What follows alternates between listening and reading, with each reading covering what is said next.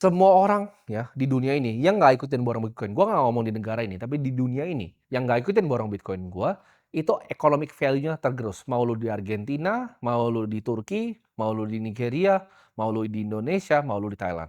Doesn't matter, semuanya kalian itu tergerus bareng-bareng.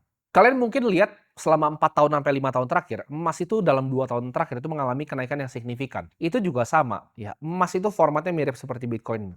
Uang yang murni, tapi emas inflasi 2% ya.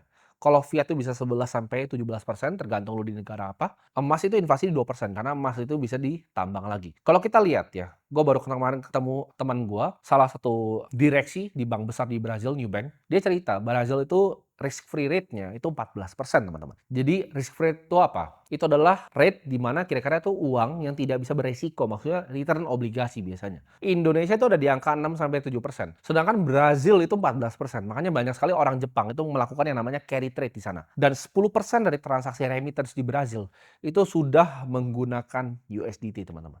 Jadi Brazil ini sudah ibaratnya negara kripto. Karena risk free rate dari negaranya 14%. Nah, pertanyaannya, gimana lu semua yang belum kenal gua ya 2 tahun yang lalu? Jawabannya sama, ya Bitcoin ini bukan masalah dia naik turun atau volatil. Satu Bitcoin itu akan selalu nilainya satu Bitcoin. Ya. Bitcoin ke mananya yang dia naik turun. Misalnya Bitcoin ke rupiah 1,8 miliar. Gue ceritain dari 300 juta, tapi satu Bitcoin itu tetap satu Bitcoin buat gue. Misalnya gue punya 100 Bitcoin. Itu akan tetap nilai 100 Bitcoin untuk gue pribadi. Mungkin kalian kalau udah ngikutin 25 episode, kalian baru bener-bener paham nih apa yang gue mengerti tentang Bitcoin. Ini bukan tempat untuk menjadi kaya, ini bukan ladang perjudian seperti orang yang nggak mengerti ini ngomong.